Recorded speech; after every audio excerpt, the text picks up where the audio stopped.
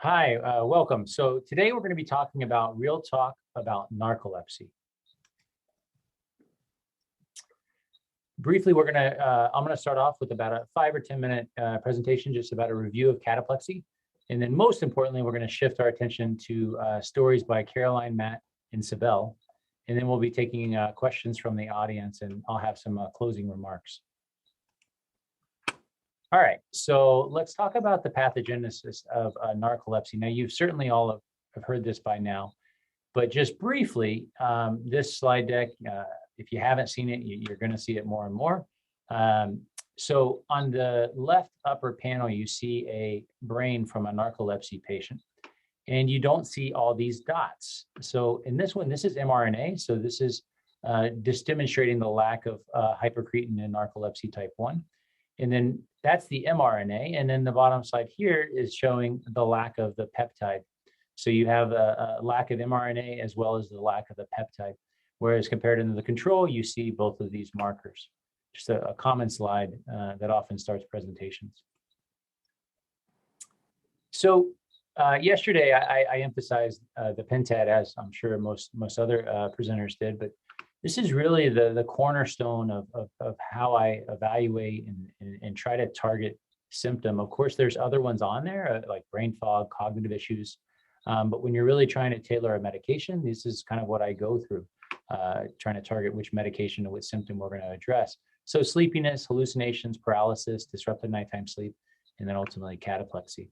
So for today, we're really going to try to just drill in and focus about our conversations today and questions and answers towards cataplexy. So what's the proposed circuitry behind cataplexy? So this is a publication from 2019, and it starts up on the left-hand side here with sudden emotions. That then gets processed in the medial prefrontal cortex, gets sent off to the amygdala. That's often where, just think of it as that's where emotions are processed. And then there's signals that go downstream that regulate REM sleep. Blue lines are activating, red lines are inhibitory. Dashed lines mean that you lose that with the lack of hypocretin based on the slide I just showed you. And without complicating things, when you lose this orexin, you lose this activation. And ultimately what happens is REM sleep is essentially, think of it as pervading into wakefulness, triggered in part by the positive emotion.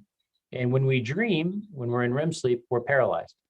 And so that's essentially the circuitry behind cataplexy. You can think of hallucinations, paralysis as a REM-related phenomenon, that it's REM sleep kind of pervading into wakefulness. And just take that knowledge and apply it to this circuitry map, and you now understand this proposed model. So what are the triggers in muscle groups? So for those in the audience with type 1, with cataplexy, you certainly have your own triggers. There's a wide spectrum here, but it is important to emphasize that positive emotion is the most common trigger. Laughter. Do you ever have something unusual that happens when you're laughing, telling a joke, coming up with something witty to say to someone? And then there can be negative emotions as well, a startle, seeing a friend that you haven't seen for 20 years, et cetera.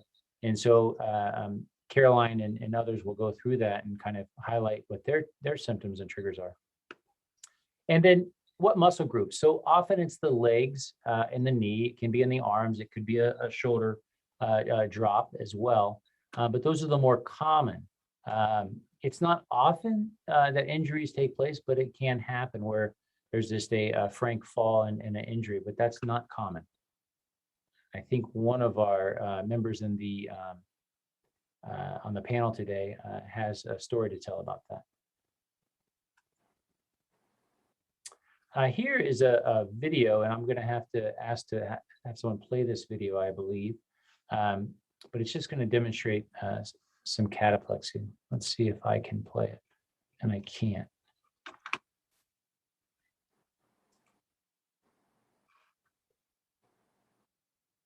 Here we go. So I don't think we have audio, at least I can't hear the audio, but what they're basically doing is they're just conversing with the patient. You can see he's walking around this mat. At some point, I think they actually tell a joke, or the patient telling a joke.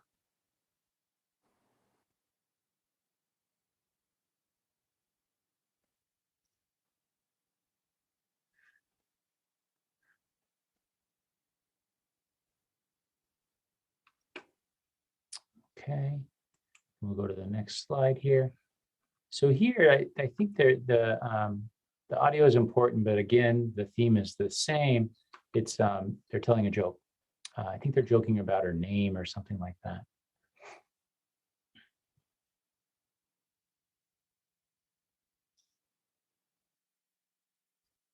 And that one's a good one, and it does kind of demonstrate, and I'll let the panel talk about this more, but where it almost appears that she has a little bit of control. It's not just this frank paralysis.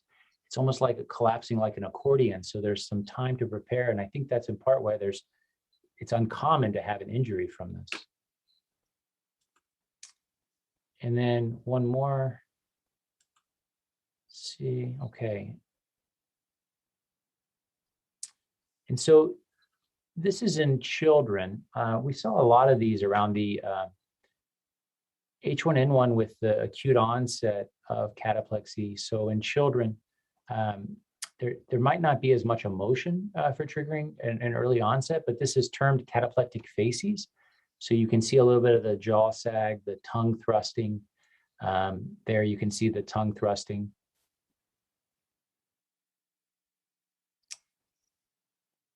And on the right-hand screen here, you can see he's being monitored with EEG. And so you're able to monitor the muscle tone during these events. And then so really shifting abrupt gears to just kind of, characterizing pathogenesis of cataplexy and just switching to what's currently available. You all in the audience have heard a lot of fabulous lectures, starting with the keynote on medications. But I just wanted to have this, I just felt compelled to have at least a slide of what could be currently available. And then also what's in the pipeline, investigational research into new treatments. So once nightly formulation, orexin agonist, norepinephrine reuptake inhibitors, at least 2 histamine antagonists on the docket being developed potentially, Mazindal, clarithromycin, BDT-001.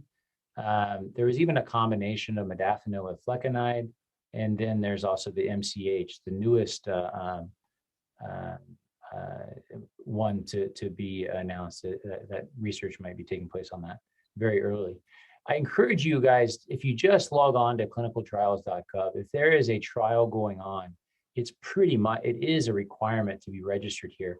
So if you feel like you're out of touch, you don't know what's going on, honestly, this is where I go to find out what's being researched. It shows both active trials, completed trials, terminated trials. So just encourage you to go there, just type in narcolepsy or whatever condition you want to look for, and then you can actually find out where all the sites are across the country. So I'm going to hand over our presentation to Caroline now. And without further ado, I'd love to introduce Caroline. Thank you. Hi, I'm Caroline. I'm 19 years old. I'm a sophomore at American University, where I'm studying public health and neuroscience. And I obviously have narcolepsy with cataplexy. So I was originally diagnosed at age 14. And the way that I first discovered I had cataplexy is somewhat interesting. So when I was first diagnosed, I had narcolepsy. I was diagnosed with narcolepsy type 2, aka without cataplexy, because my cataplexy was so mild that I didn't recognize my symptoms. My symptoms eventually progressed, but I didn't realize that my more mild symptoms, like the sagging of my neck or feeling weakness in my knees, was cataplexy. Their expressions like being weak in the knees and rolling on the floor laughing out loud. So I thought that when I was having cataplexy, it was just a very literal interpretation of those expressions. So my symptoms are mostly weakness in my legs, buckling of my knees, my head rolling forward or rolling backwards, depending on my sitting or standing position, and poor control over my fingers sometimes when I talk. So like, for example, I'm very passionate about talking about cataplexy, so I'm unable to control the movement of my fingers, like literally right now. So that's kind of an interesting example. Um, so the way that I manage my cataplexy symptoms with friends and families is I'm very open about my cataplexy.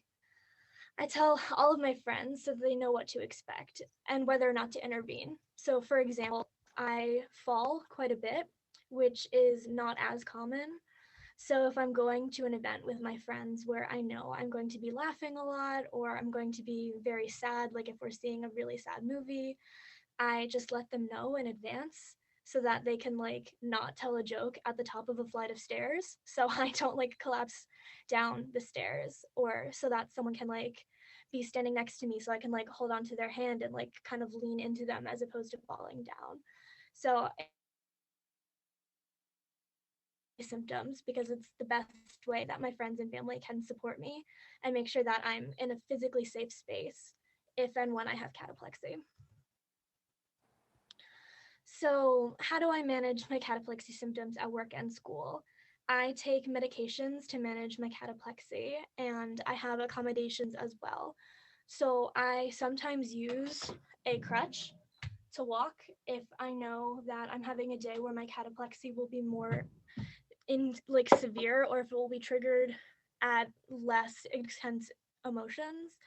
So I have accommodations for more accessible buildings, and I take medications with a lot of reliability to just manage the severity of my symptoms. Additionally, in terms of lifestyle tips, don't be afraid to consider a mobility aid. There was a long time where my cataplexy was really bad and I just did not want to acknowledge it, which is not helpful. If your cataplexy is not severe enough to be benefited by a mobility aid, that is completely valid, but don't write off the idea because of associated stigma. I've found it very helpful to my own cataplexy journey.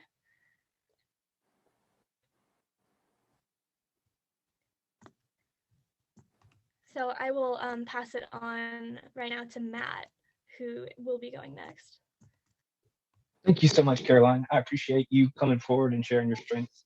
It's great to see young people come out and just share what they're going through, and it really inspires me to continue to do some of the work that I do. I've been living with narcolepsy since I was about 12 years old. My time to diagnosis was 13 years. So I was 25 when I actually started receiving treatment for narcolepsy. This 13-year latency period is kind of consistent with what a lot of people go through. And it allowed me to get a perspective on what my untreated narcolepsy looks like.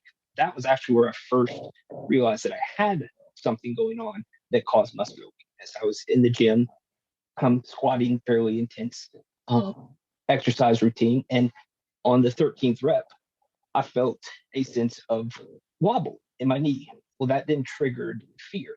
And so when I went down for my 14th, I never came back up. And so the weight pretty much collapsed all around. And I just remember standing or sitting there in the gym and leaning up against the side of the wall, trying to get my wits about me. It was terrifying.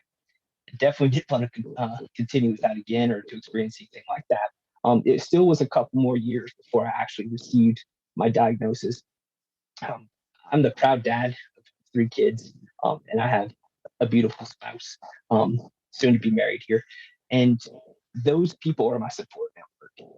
They help me get through life on the daily basis and navigate through the symptoms.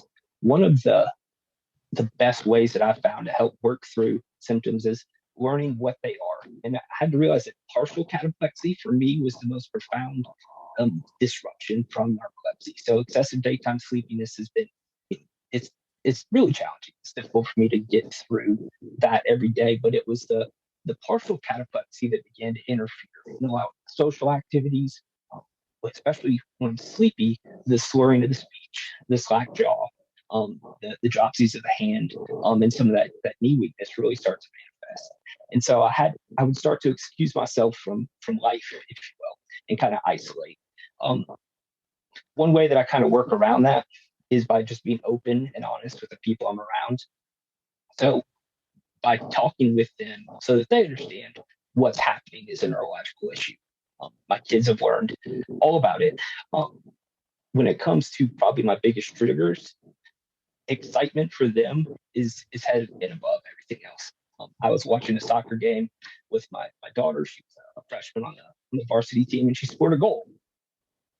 This sense of elation and excitement, I jumped up and I started hollering, and I immediately came down, and full force of gravity pulled me down the ground. I was not around a lot of people. I paced back and forth for that reason during their games, but that excitement was just too overwhelming. So it wasn't anything I could, push aside or not experience. I wanted to embrace that because I'm trying not to avoid life to hide the fact that I have cataplexy.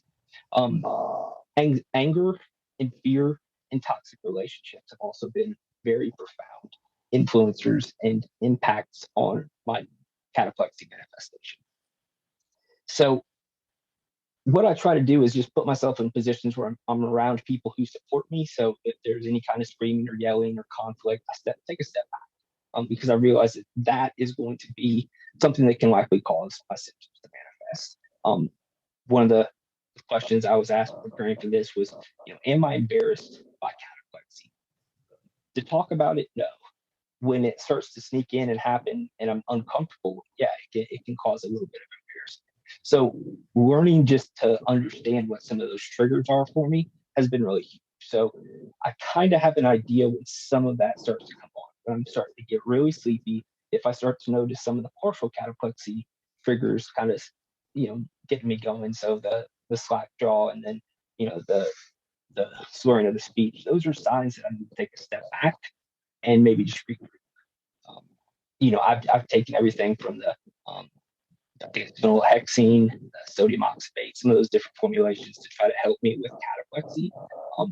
Probably the biggest help that I've gotten so far is learning to deal and process with my emotions. So counseling, CBT has been a huge help for me to learn how to live with cataplexy because I learned how to deal with the emotions associated with life. So I'm not pressing and stuffing them down so that they blow up at a different time. I can kind of release that pressure valve. Small groups have been a tremendous impact because it helps me to become comfortable with one of my fears, which at times can be speaking in public. And so learning to do that in a comfortable, safe place has been invaluable for me, learning how to deal with it. Some mindfulness techniques that I've learned through counseling have been helpful. Some breathing approaches to kind of recenter and regroup myself have been really helpful. And then I take a pretty strong portion of my time and energy into making sure that I'm physically in good shape. So exercise actually seems to have some benefit for me, learning to keep in control of my body. It's more about being in tune with what's going on with me physiologically than it is just being strong. My hashtag is world's strongest person having narcolepsy with cataplexy, which is incredibly long. But the message is that I go out and I try to work out, invest in myself every day to help keep myself in the best possible shape. So that's kind of a glimpse into how I live with it. Again, surround myself with positive people, learn what some of my triggers are, and then make sure that I'm not letting the cataplexy influence my life, that I'm trying to be the author of my story. So Cybel, would you like to? Yes, well, I was diagnosed at the age of 34 in 2005, but I also had narcolepsy symptoms since I was really young, I think around 5. But I was originally diagnosed with just narcolepsy because I had thought that the definition of cataplexy was falling or collapsing from laughter only. So I didn't think any of the things that I was going through was cataplexy or could possibly be cataplexy. I think it was when I started attending support groups online and hearing about other people's experiences with cataplexy that I started to think about what I had gone through. And I went to my doctors and we spoke, and they explained to me about different manifestations of cataplexy, for example, partial cataplexy. And that's where I got diagnosed with having narcolepsy with cataplexy. I do remember having cataplexy around the age of 9 for the first time. I was with my mom and my sister. We were walking home from school, and in the schoolyard, 2 boys were fighting, physically fighting. And it was disturbing to watch, and I was kind of afraid by it. And what happened was my legs were really rattling and shaking. I couldn't keep control of my legs, and that was what I most remember from that experience. I didn't know what it was. I thought it was just that I was disturbed by seeing violence and didn't think much of it. And for the most part, that was my experience with cataplexy. It's usually the negative emotions like fear, anger, surprise, and things like that. Sometimes it's laughing. It can be triggered by experiences like public speaking, and it usually affects both my legs and my arms. If I'm really frustrated or angry, it will make me slur my speech, and my face will go a bit numb, and I think other people can recognize that there's something in my face that just doesn't look right. So that has been my experiences with cataplexy. And around the time that I got diagnosed, my doctor helped me out. We made charts where I recorded any incidences that were happening. And we basically would just try and distill these charts into incidences, what emotion was involved, and what I felt, until we realized that those things were cataplexy. I am a very emotional person, for better or for worse. So I do get cataplexy a lot. In a lot of situations. I don't try and control my emotions too much, because I do like experience the full thing of emotions. So I kind of just deal with the fact that that's going to bring on cataplexy, and I have to accept it.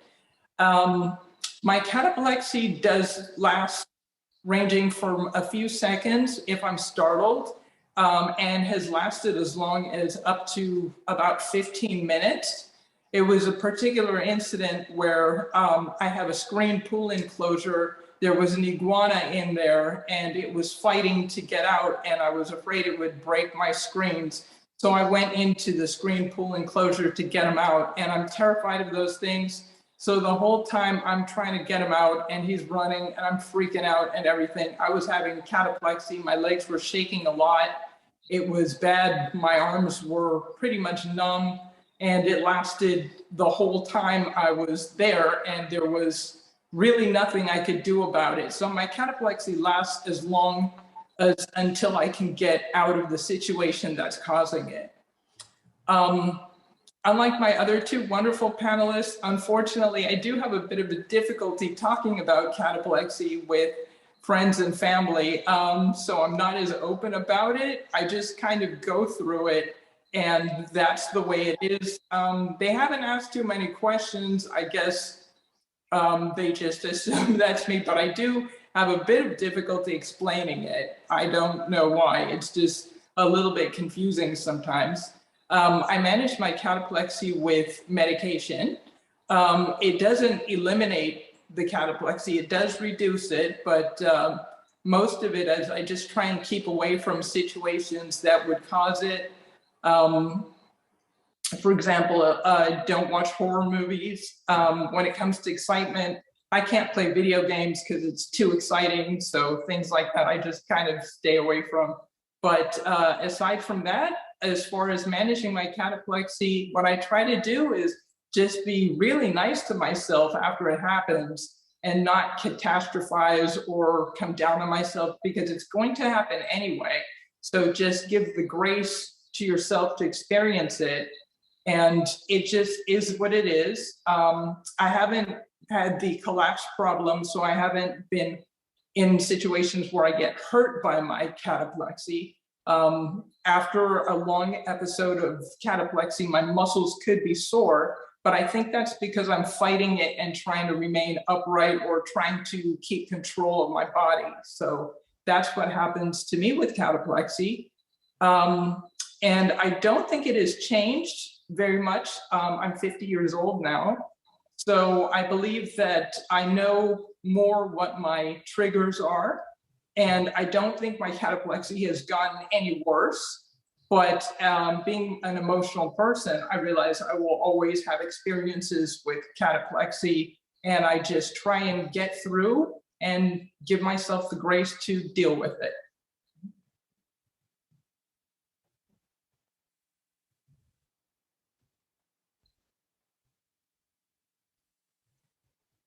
Wow.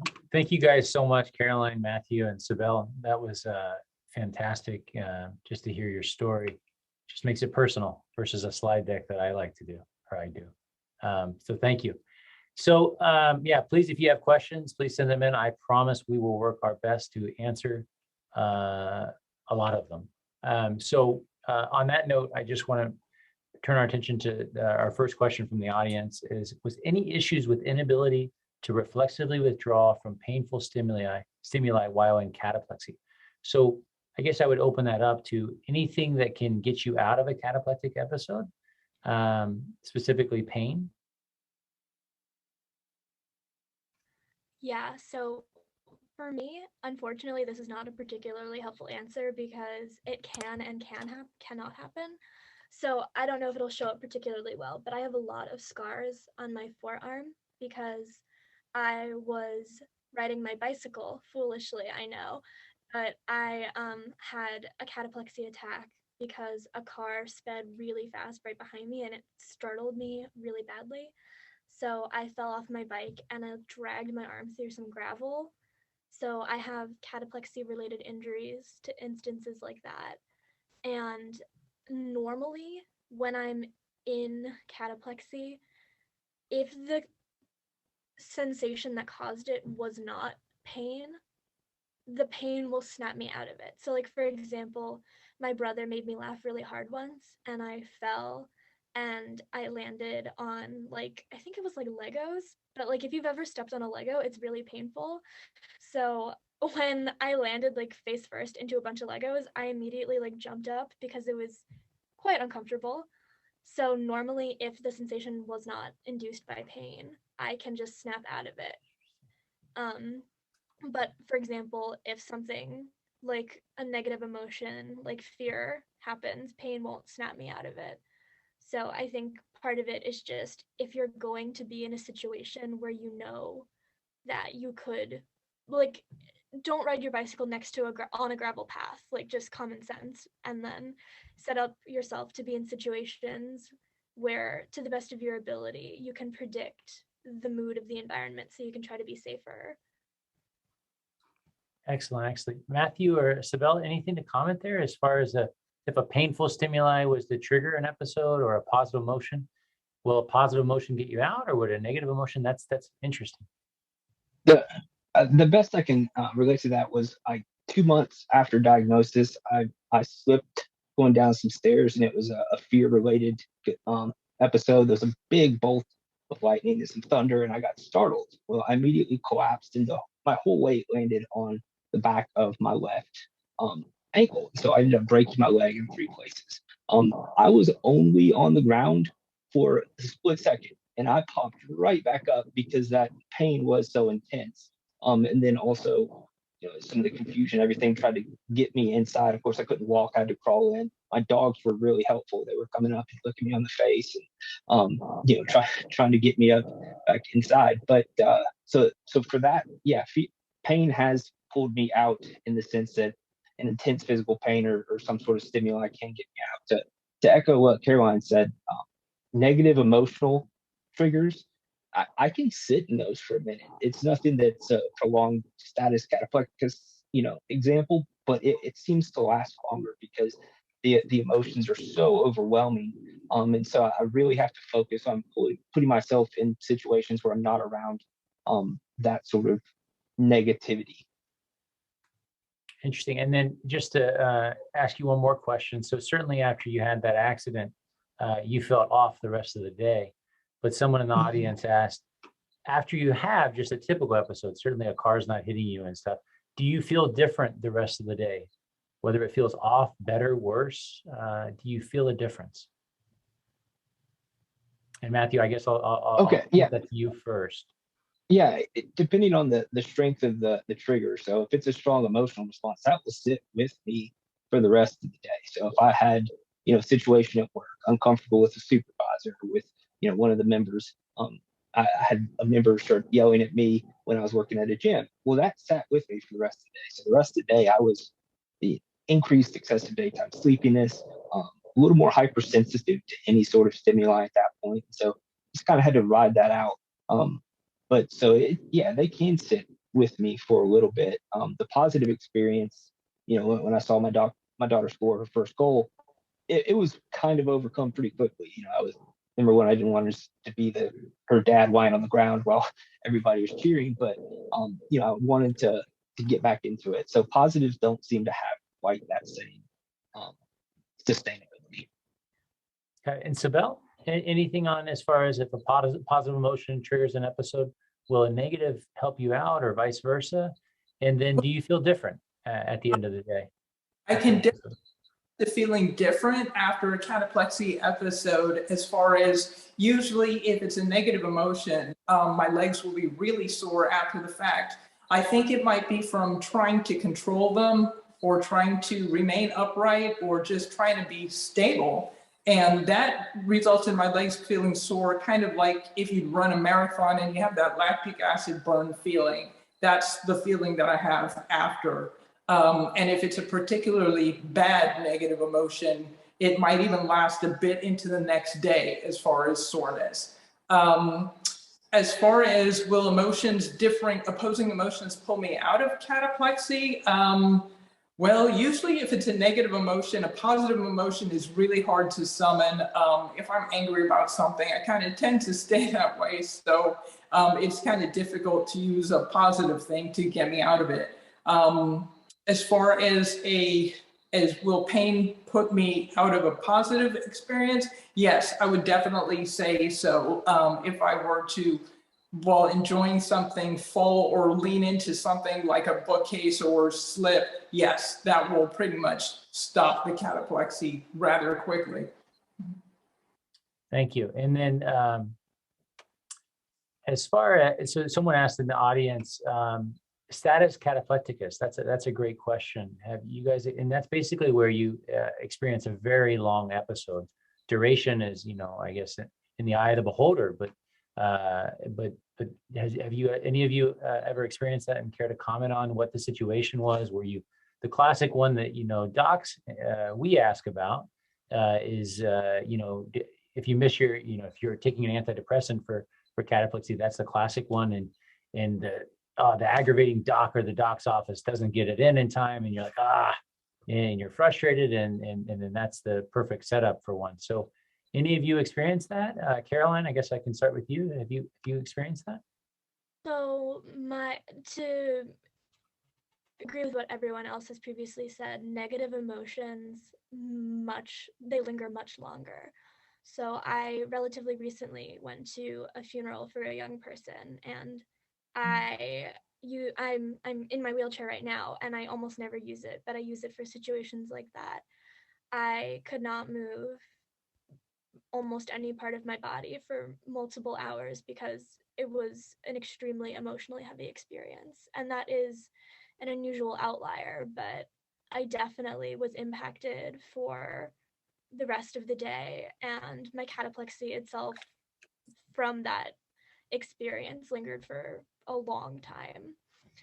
So I think another thing is, if you have a negative experience, subsequent cataplexy attacks are more likely to happen from my experience. Like if I have a stressful experience that causes mild cataplexy, I'm much more likely to have cataplexy triggered from positive or negative emotions for the rest of the day.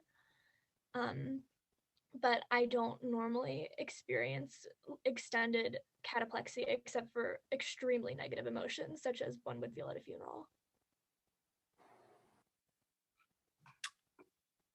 And then Matthew or Cybel, any comment on maybe just character, maybe not status cataplecticus, but what was the situations around? What's been your longest episode, and just kind of characterize that.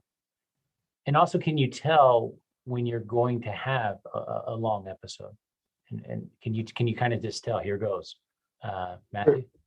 Yeah, for me, the confrontation and is probably the ones that will cause the longest episodes. And I do have an anticipation it's going to be bad because I have this negative connotation associated with intense confrontation. So to get when that starts, I have an awareness that this is going to take a while. I've never had the prolonged status cataplecticus episode, but I have had what I think Caroline accurately depicted was continuous cataplexy triggers over and over again relating to the same stimuli, so that same confrontation, and for that reason, like Cybel was saying, I stay away from those situations as best I can, particularly the really caustic back and forth, confrontation that is possible. It's a self-protection mechanism. I don't put myself in that situation, and it won't trigger the emotions. That's not saying that I try to avoid life circumstances, but I make sure that those interactions are done in a way that's safe and healthy for me as well. Any movie that you avoid? So Cybel said, horror films are her. She avoids that. But Matthew, for you, any movies you avoid? Humorous or horror movies? Humor. There's some humorous ones that I really want to watch in the comfort of sitting around loved ones. The heavy laughter, will like the belly laughs that just get me going can be pretty intense. So I do try to avoid some of those. It takes a lot. I feel like I've muted my emotional response kind of in reaction to having frequent cataplexy instances. So I try to push down some of the excitement that I might feel. But if there's something that's really funny, it's definitely one that I would probably prefer to be in the comfort of friends and family with. Gotcha. And then Cybel? Well, cataplexy episodes, yes, that one with the iguana. And then there was also when I foolishly accompanied a good friend of mine to Repticon, a conference where they have all kinds of reptiles.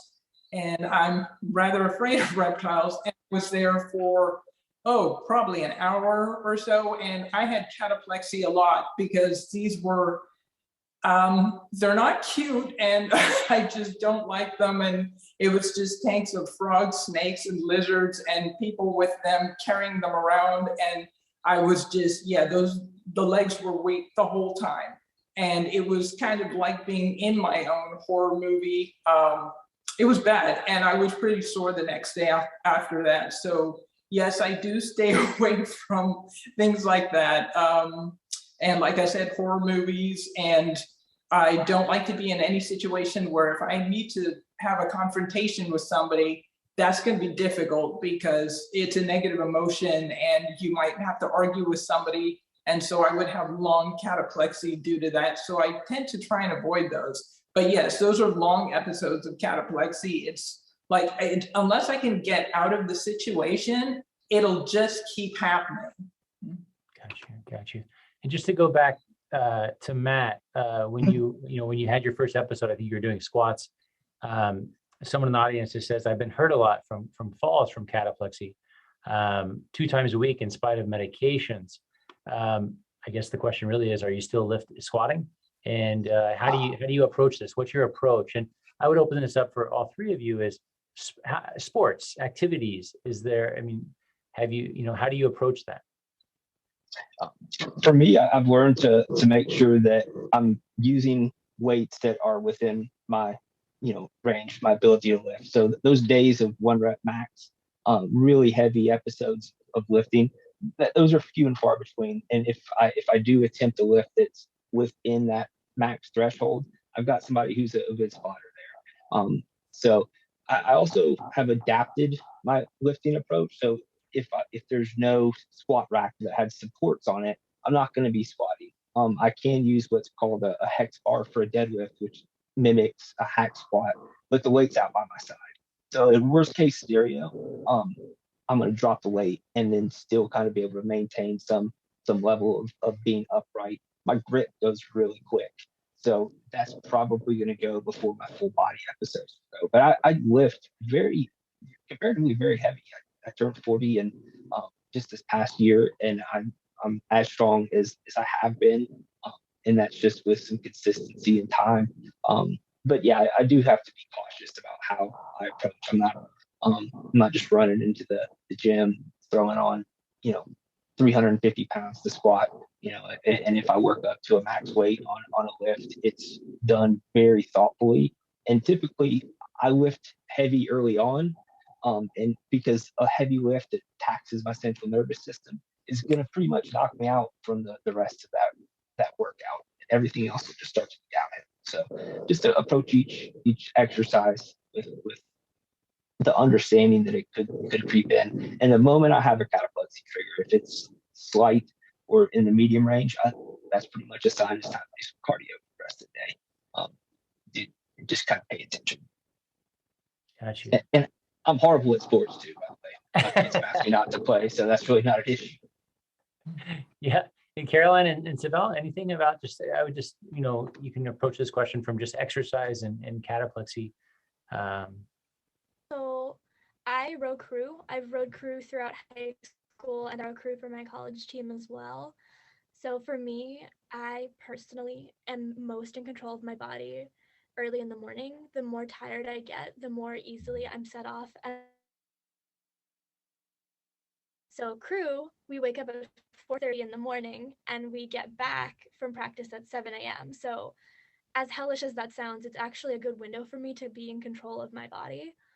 And additionally, you're sitting down in a boat. So I very intentionally chose a sport that I could do and have cataplexy in my legs and no one would necessarily notice or I wouldn't be endangered. So I used to figure skate in middle school, and that quickly went away because you're landing on a hard surface, you have knives on your feet. It just was not a good or a safe idea for me, at least. So I very intentionally picked a sport that I both genuinely enjoy and that is relatively accommodating to my physical needs, both in time and in the nature of the activity itself. And if I'm having a day where I know I'm just not really feeling it, I told my coach that I have cataplexy, so I can either just not go to practice or I can stay on land and do other exercise. So for me, it's a combination of being open about it and knowing how my body's feeling. Got it. So, Cybel, anything to comment there about exercise and? Well, as far as exercise and sports, I do exercise now, and I just have to make sure that I'm rested or taken a nap before I do anything. That way I'm not overexerting myself, because that can cause me to be more susceptible to cataplexy. But as far as sports are concerned, I was never good at sports. They are too exciting. And I don't even have that much interest in sports. It's just anything even revolving mild excitement. I don't know the rules of any sports, but I can't even watch the Super Bowl, which I'm never really invested in, because all of a sudden I get excited, you pick a side or something, and then that's it. It's going to be cataplexy. So as far as organized sports, no, I couldn't do that because of the excitement. But for exercise now, just make sure I'm doing a safer activity like aerobics, and make sure that I'm rested before so that I'm not over susceptible to cataplexy, and not to exert myself too much. That way I don't have to run into the possibility of cataplexy later in the day either. So thank you. So all of you have highlighted this, I think, to varying degrees, that sleepiness, you might perform best in the morning. That's when you might want to exercise. But what about just a hard workout, really exerting yourself? What does that do? I mean, it's different. It's not sleepiness. This is exhaustion, or just, how does that influence your cataplexy? Is it protective? Or are you more at risk after a long run or a long row or competition? Not with emotion, but just vigorous exercise. I personally don't experience exhaustion without also experiencing sleepiness. So while there is a difference between sleepiness and exhaustion, if I'm exhausted, I'm also sleepy. So for me, it doesn't. It's the same, yes. Yeah. Got it.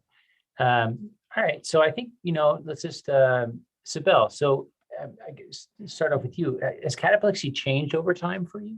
I mean, I think you alluded to this in your presentation, but just to go into it a little bit more. Well, as far as knowing my triggers, I'm more aware of them now.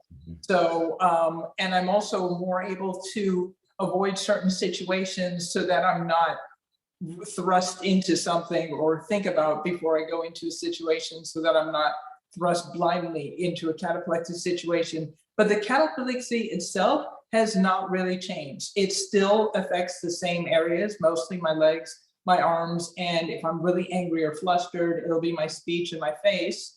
But there are things about knowing your triggers that is, as you get older and you realize what could affect you, that is better as you go along, because it's just not a surprise and you're not just out and out having cataplexy, because you can control situations a little bit better.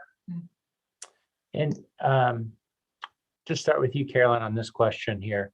So at its worst, just to characterize the frequency, the intensity of your cataplexy, and what's the best it's been, I assume is hopefully right now, although you are studying for exams right now, but just to give the audience a sense of without treatment, and then what's a realistic expectation you think with medications, with some of the CBT, Matthew, that you commented on, these episodes like the horror films for Cybel. I mean, is there a medication or a treatment or something that you can do that's enabled you to get through that horror film? Or are there things that for cataplexy that no matter what you've tried thus far, this is going to be it? You almost brace yourself, like, here goes. I know I'm in for this. I need to withdraw from the situation. So for me, my cataplexy has been kind of unusual. When I was diagnosed, I originally was diagnosed with type 2. We didn't even realize that I had cataplexy. And then over the course of like 3 months, it just went out of control. It got really severe to the point where I was using mobility aids on a daily basis. I could have cataplexy attacks multiple times a minute if someone was funny enough. So I've had unmedicated, extremely severe cataplexy. And for that, I take sodium oxybate and sertraline, and those in combination helped me a lot. Like, there was a point where I was not allowed to get my driver's license, and I'm currently driving, so that's fantastic. But my cataplexy is worse now than it was at its best. For the last few months, my cataplexy has been getting more easily triggered again, and we're not quite sure what that is, but right now I am using mobility aids more than I used to. But it's still significantly better on treatment than before I was medicated, where I practically had to be in a wheelchair all the time to prevent serious injury. Speaking of the wheelchair, someone in the audience asked, any need for wheelchair and belt restraints due to a variety of triggers and how rapid the onset of cataplexy is with the wheelchair? So for me, on a daily basis, on a medium bad cataplexy day, I use a forearm crutch because, as we saw with the woman who accordion fell, if I don't have something to hold on to when I accordion fall to the ground. But if I have a crutch when I accordion, I can stay leaning, which is very helpful because it prevents a fall from being a fall. And with a wheelchair, I use the wheelchair more for situations where I'm expecting prolonged cataplexy. So, for example, I have a class that is on a very depressing subject. So I use my wheelchair in that class because I don't know if I'll be able to walk back from class without falling or without feeling very weak.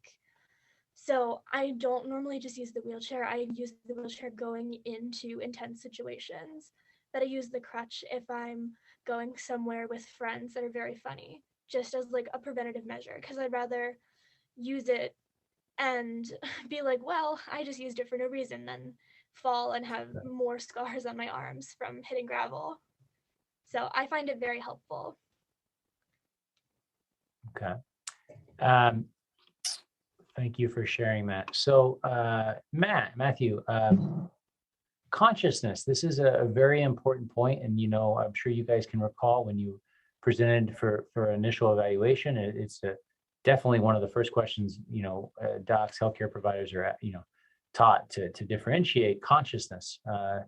Do you, oh my gosh, you fell. Did you lose consciousness? How did you feel after? Could you feel that it was coming on?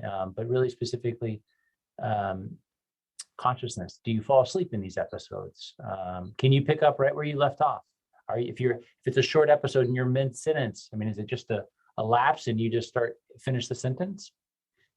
For me, there's always a level of consciousness. I feel like time can sometimes get a little bit lost during those moments. I may or may not be able to just pick back up and start talking on a subject that I've been talking about. Typically, it takes me a minute. I might step back and acknowledge and say, "Oh, again, I'm going to need a second," and then get back into that moment. But there's always a level of consciousness and awareness, which I think adds to some of the fear when it first hits, and that can kind of perpetuate, because if you're not expecting it or know what's going on, all of a sudden being on the ground or just falling without awareness or without notice, it can be it can be terrifying.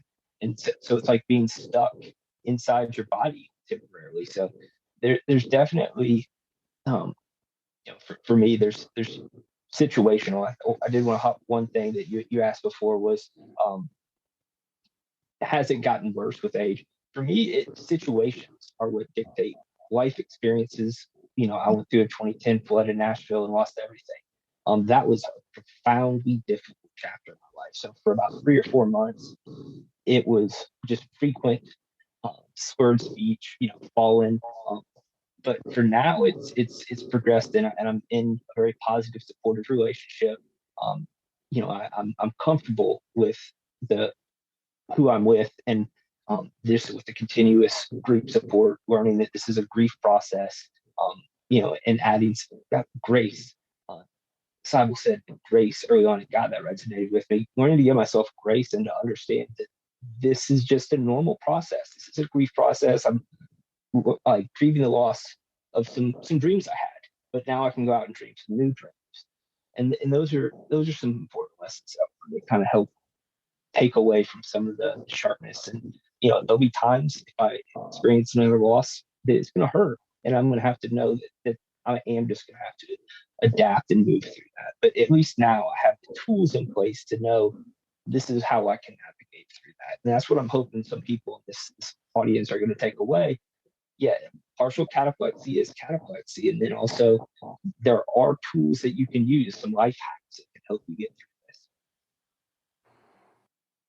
Got it.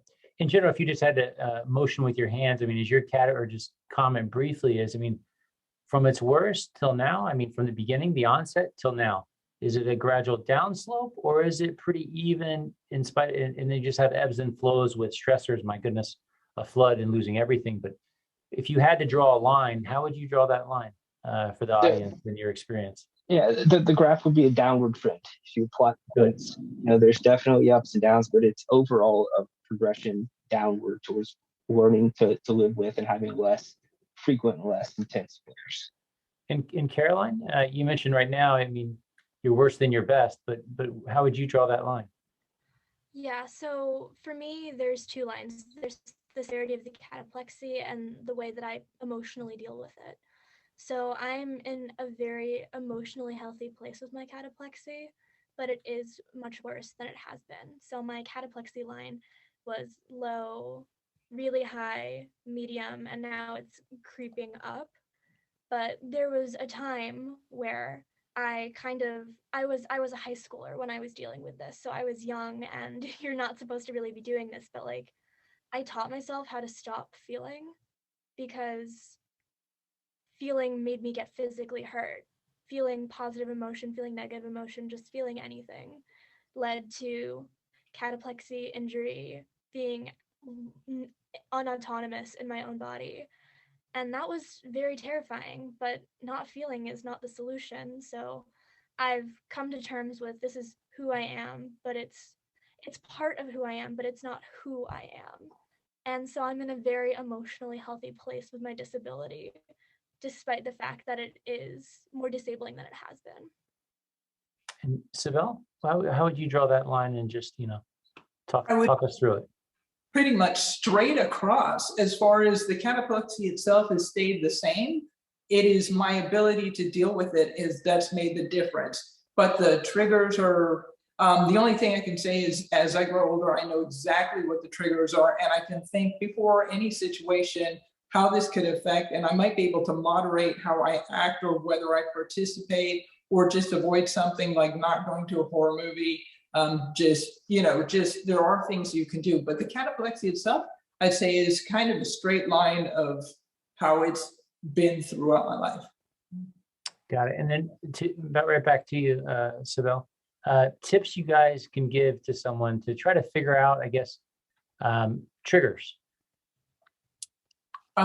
As far as figuring out triggers, it was really helpful what I did with my doctor, where we wrote down what happened, what the situation was, just kind of describe it and what exactly was affected. Like I yelled at somebody or got angry at somebody and then my knees were shaky, or I was startled by a mockingbird in the backyard and my legs were really shaky. So things like that, that would let me know that it was fear. A bird swooping at you is pretty scary. And so having your legs be affected by that and then realizing, so that helped me out a lot. Got it. And then someone actually directed a question to me. During an episode, maybe it is status cataplecticus or what your longest episode, have you ever taken a medication during one of these events? I can gander a guess, but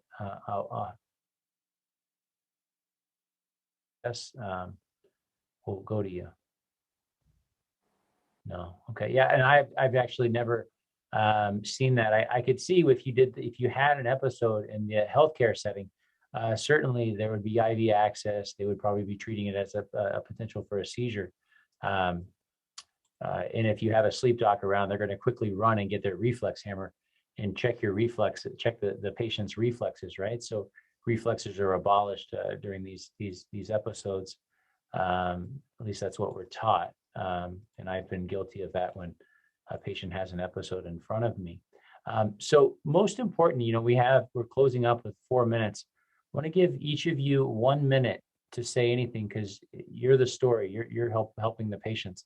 1 minute each. Anything we didn't touch on that you guys want to talk about, and whoever has a thought, go first. I'd like to circle back to one of the questions revolving around embarrassment. So I used to struggle a lot with being embarrassed by my cataplexy. I didn't behave how my peers did, and I was 14, 15, 16, in a time where you're desperate to fit in. So it was very painful for me to have to do things differently or not do certain activities because I didn't want to be embarrassed.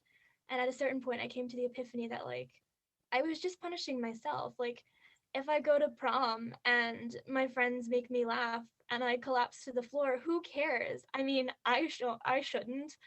So people can think about me what they want to. I'm gonna just dust off my dress and get back up. So I feel like for me, the embarrassment is if people judge me for having a medical condition, that's their own problem. So it's only my own shame, and I should not be ashamed of something that I have no control over like this. So don't be embarrassed. It's not something to be embarrassed about. Got it. And Matthew or Cybel, who wants to go next? Just in a 1 minute closing. I'm gonna give you a 10-second heads up, just so you both. Yeah. So surround yourself with people who support you. Just second what Caroline said. Make sure that you have friends that are there for you, that aren't going to be superficial, that are there to laugh or poke fun at your expense. So finding people who build you up, whether that be a small group support system, whether that be friends and family, but make sure that you have that support there in place, because embarrassing situations may arise. But if you're around people that you can laugh with and laugh through, then that makes a huge difference. And yeah, just partial cataplexy is cataplexy. If you think you might have it, talk with your doctor. Got it. And Cybel? Just like everybody said, yes, be really good to yourself, give yourself grace. Try not to think about what happened and don't catastrophize it or be too hard on yourself. Pamper yourself after anything that really bothers you or after a bad episode. Listen to whatever you call praise or hype music to make yourself feel better, but just give yourself grace because it is going to happen. Medication might not control all of it.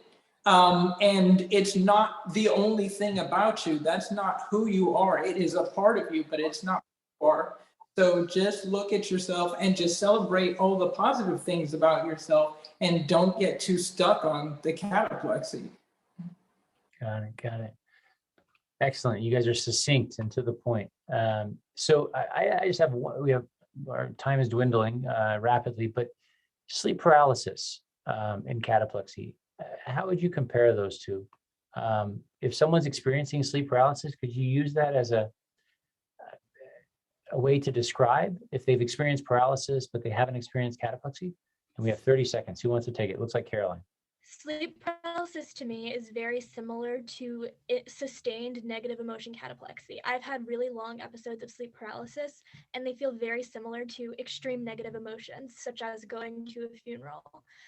It's heavy and dense, and it feels terrible, and you can't really will yourself out of it. So I feel like they're somewhat analogous, at least in my experience. Excellent. Well, I think that concludes our talk today, and I thank you guys so very much. It was fantastic. Thank you. Thank you. Mhm.